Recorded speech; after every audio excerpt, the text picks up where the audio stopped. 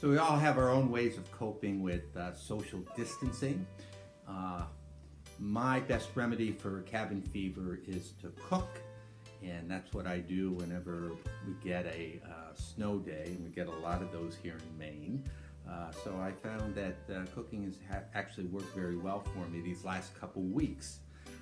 So today I thought I'd just do something lighthearted and fun and share a recipe with you. This is a Greek soup recipe, and as some of you know, I am going to be the spiritual director on a pilgrimage to Greece in late October.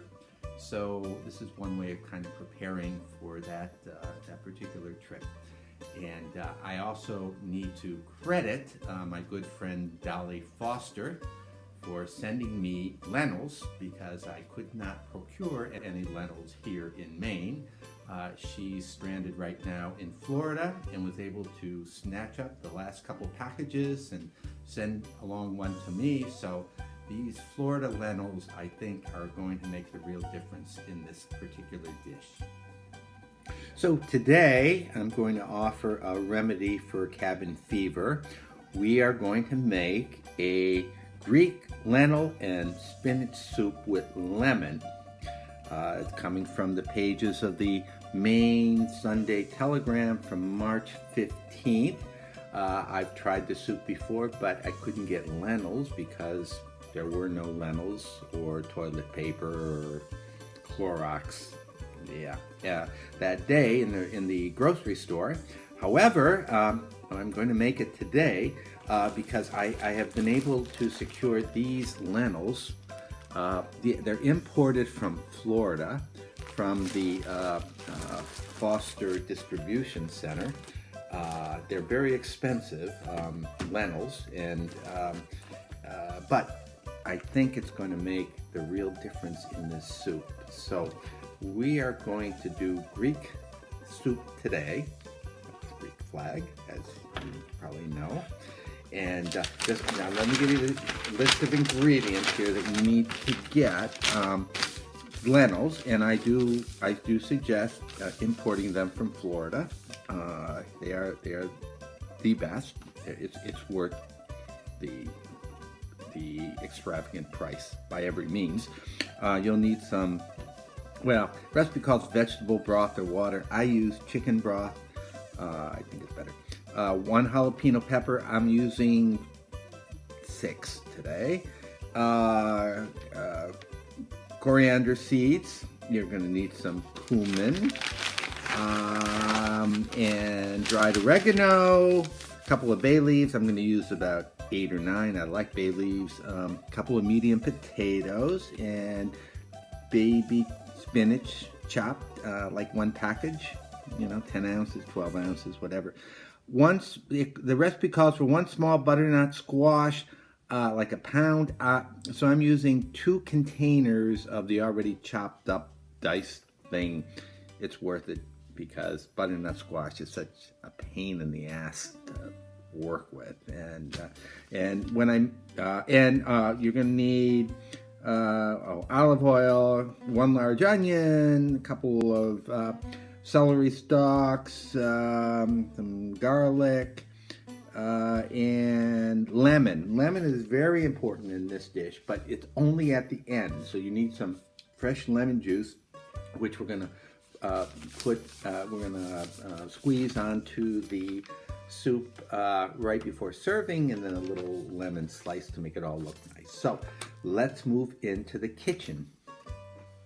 So as you can see, I've changed into my cooking clothes. Just a couple important things before we begin.